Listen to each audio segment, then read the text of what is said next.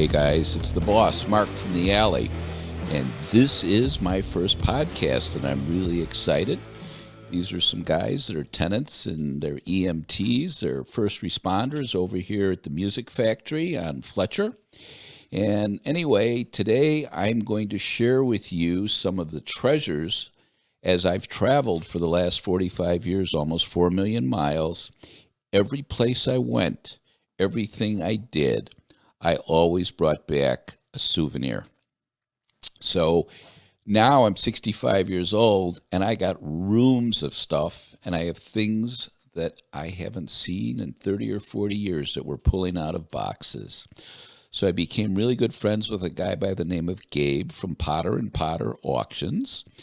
And he started auctioning off some of my stuff a couple years ago, and we've just auctioned off a ton of stuff, but it's the tip of the iceberg.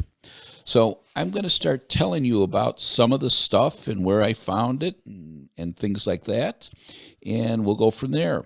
The first piece I'm going to talk to you about, and I'm going to even give you the lot numbers for Potter and Potter, and this is their eclectic auction, and it happens on June 18th. Starts at 10 a.m. It's an 8-hour auction. So the first thing I'm going to talk about is this monstrous 3-foot by 4-foot Iron Man pop art painting. And this thing is just screaming like it flies off the wall. It's an acrylic on canvas. It's something that I had an artist come into the store. I loved what the guy did. And so a couple leather coats later, he was walking out with leather coats and I was walking out with a piece of art. And then he did a couple of Alley logo pieces of art that you guys have all probably seen hanging in the store. So that's lot number 321. Then I was going through the attic of the garage, and I found a Robbie the Robot 1997 model, which is about 3.5 feet tall, that I had bought, meant to put together, was adding it to my collection.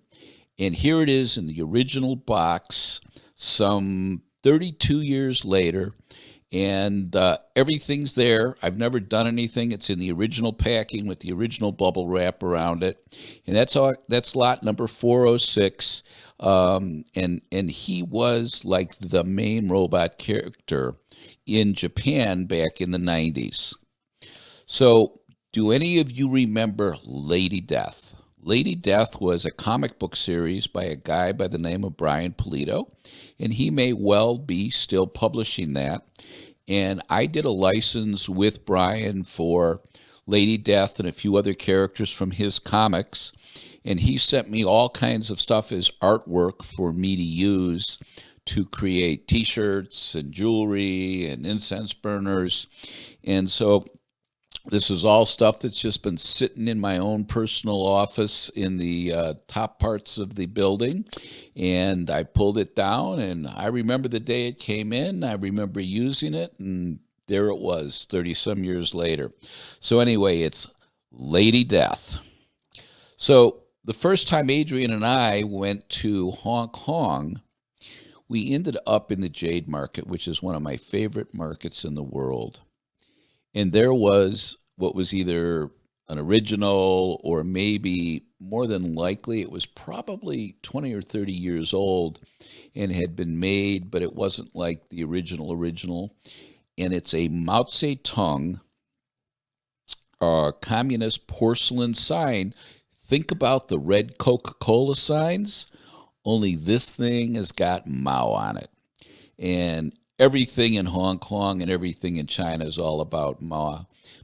And I just had to bring this back and take that home with me. And again, I always had these crazy suitcases that unzipped and got bigger and bigger and bigger. And I was taking souvenirs back from everywhere I went in the world.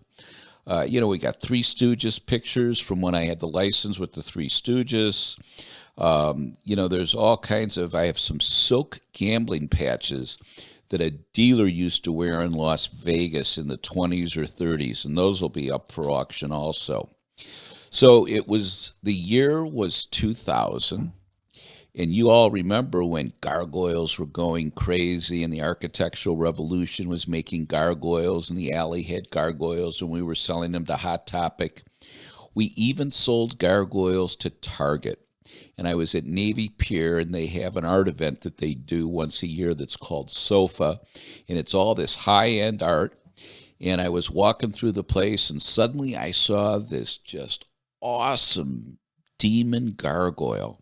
And he was about 18 inches tall, and it was a ceramic piece, and it was $1,000 at the time.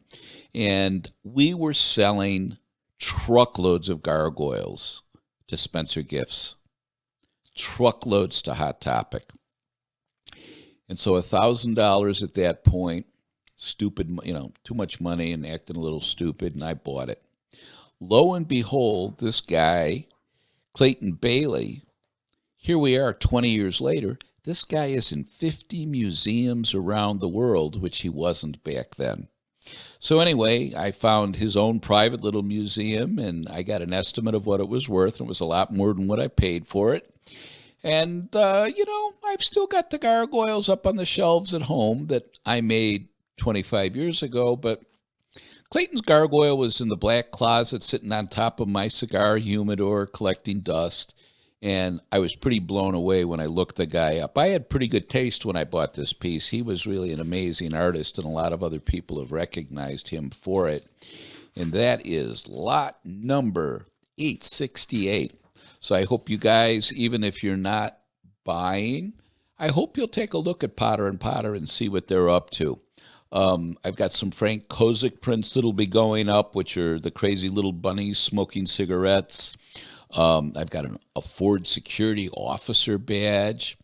One of my prized possessions for many years, but it's been sitting in a box, in a safety deposit box in a bank for 30 years, was an obsolete Chicago Alderman badge. So most of you guys know I ran for alderman 5 years ago. Every alderman is actually sworn. He gets a badge. He's entitled to carry a gun. And so this was given to each alderman when they were sworn in. So this was from the 21st Ward. So this is a genuine City of Chicago alderman's badge. I don't know who carried it, but it was something I had to have, and I bought it. So now I want to talk to you about the Great Frog in London on Carnaby Street. And we used to do trade shows over in London, selling gargoyles to people all over Europe. And I would have all these samples, and they weighed a ton, and I paid a fortune to get them over there. And I used to take them over to the Great Frog, and they would trade me silver jewelry for my gargoyles and skull columns and all that stuff. And for years and years and years, when I went back, my stuff was in their front window, Soldiers Field. And suddenly Keith Richards was up on the screen as big as a mountain. And they were showing him playing his guitar, and there was my ring on Keith's finger. And later on, I found out that he bought the same ring at the same place a couple weeks after I bought it. So get a little bit of the Rolling Stone magic. How about that? And that's lot number 889. Lot 890 is something from Marché Noir. You all know that that's a brand that I bought 20 years ago. We were America's biggest distributor and the biggest customer for this line. The line had been knocked off in Asia, and it was going down the drain. By the way, I'm in the middle of bringing that line back, and sometime in the next 30 to 60 days, it'll be in the store and online, all the crazy stuff, but it won't be in sterling anymore because it's a fortune. So this is a silver monkey skull. So this was taken from a real monkey skull. The mold was made. It's a little bit bigger. It's kind of like the size of a tennis ball. And this thing is just incredible. And we had one with a moving jaw. We had one with a screw bottom so that it was like a bank. Anyway, I don't think we made 10 of these in the last 20 or 30 years. And I own one of each of the three of them. And this was my duplicate on one of them. And so I'm letting my dupe go, and the other ones aren't going. So I got to tell you, this is just priceless. And we get people requesting it all the time, and it's an amazing piece. We'll have some back in white brass that have been rhodium plated, but it's never going to be sterling, and it's never going to be made in the USA the way this one was. So now there's a bunch of old Marche Noir stuff made that we haven't made in 30 years. There's an erotic ring. There is a Gothic revival necklace that was made in the 1800s that I spent almost $2,000. I found it in a jewelry encyclopedia, and I had it carved in wax and made. Also, from that same encyclopedia, by the way, that encyclopedia was printed like 90 years ago.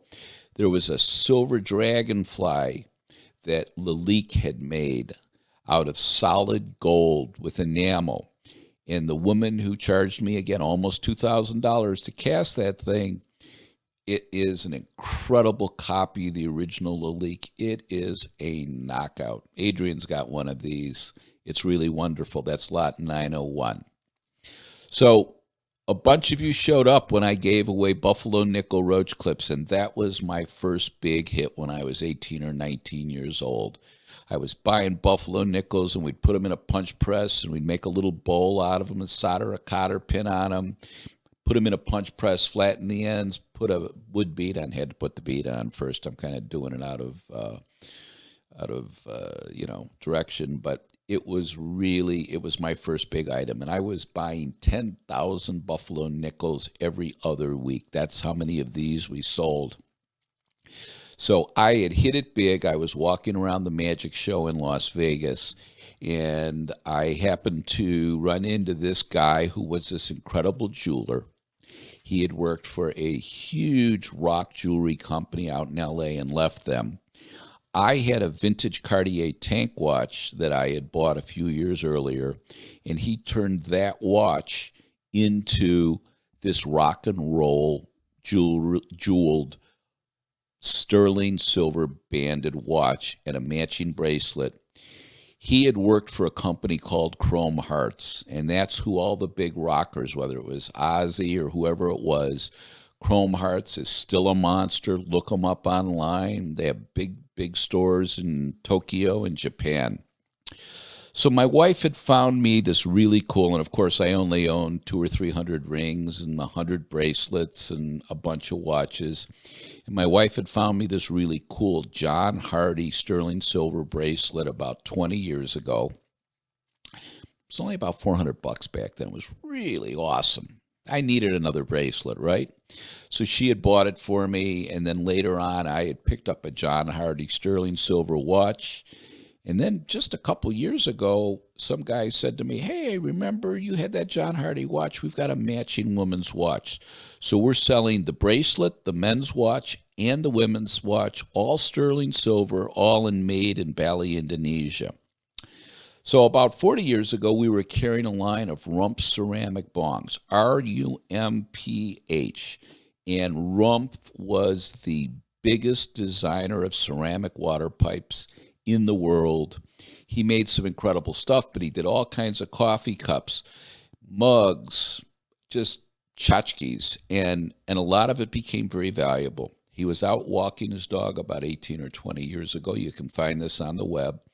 And Jim Rumph got hit by a car and killed. And the guy drove away. And that was the end of the Rumph ceramic thing. But I was one of his biggest customers, and I got a lot of the really rare stuff. So one of the items we've got here on auction is a King Kong mug that was made for the movie company, and they were going to try to reproduce this in Asia, and this was one of the prototypes. You'll almost never see this for sale on any of the websites because it was a prototype. So anyway, we've got a bunch of different Rumph stuff. The last thing is Walt Disney would roll over in his grave.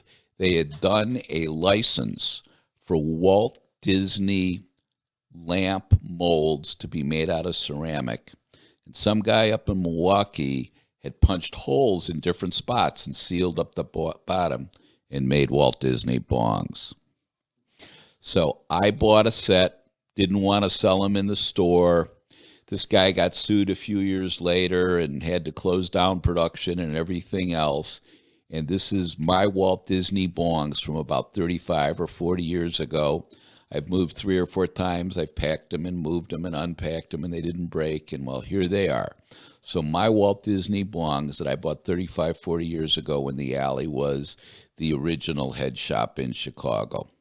So anyway, the Alley, back open at Belmont and Clark, always on the internet, www.thealleychicago.com. My email address is mark@thealley. So stay in contact. Belmont and Clark, if you dare.